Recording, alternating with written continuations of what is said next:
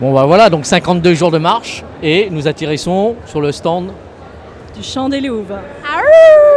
On est plutôt bien tombé. Hein, Ah ouais, carrément. C'est pour ça que moi ça fait 2 jours que je dors ici. Hein. Je ne mange plus. Je suis ici, je reste, j'y vis, je suis royal au bar. Alors, les Champs des Loups, moi j'ai une histoire particulière avec elles parce que elles ont fait mon costume de Boba Fett dans Warcraft.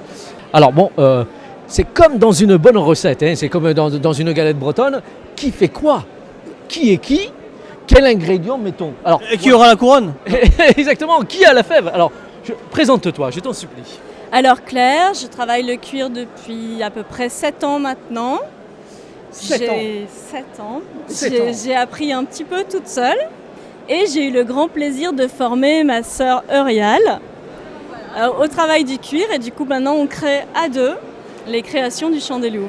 Moi, je suis scotché par le travail, parce que déjà d'une c'est magnifique, mais quel est par exemple pour ça prend combien de temps de faire un plastron comme ça? C'est à peu près un plastron comme ça, c'est un mois de travail à temps complet dessus.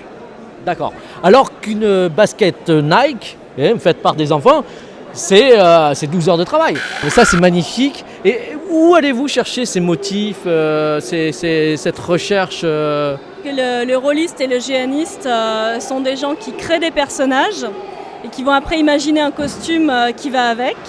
Et donc souvent les gens viennent nous voir avec vraiment une idée très très précise, un motif précis, etc. Et on le réalise pour eux.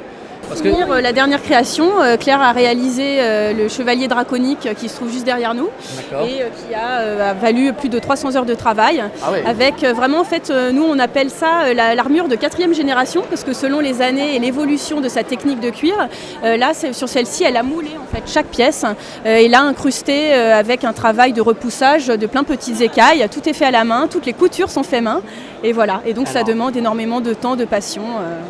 Alors bon, moi qui me déplace, moi qui me déplace dans Paris en scooter. Hein, ouais. Voilà, au lieu de prendre un casque intégral avec des visières qui sont toujours problématiques, problème de buée, je pense que ça c'est l'idéal. Là, ça impose le respect sur la route. Hein. Personne ne va te doubler avec ça. Alors là, si je perds des points, c'est qu'il y a souci. Franchement, c'est qu'il y a mauvaise foi et qu'il y a contestation possible.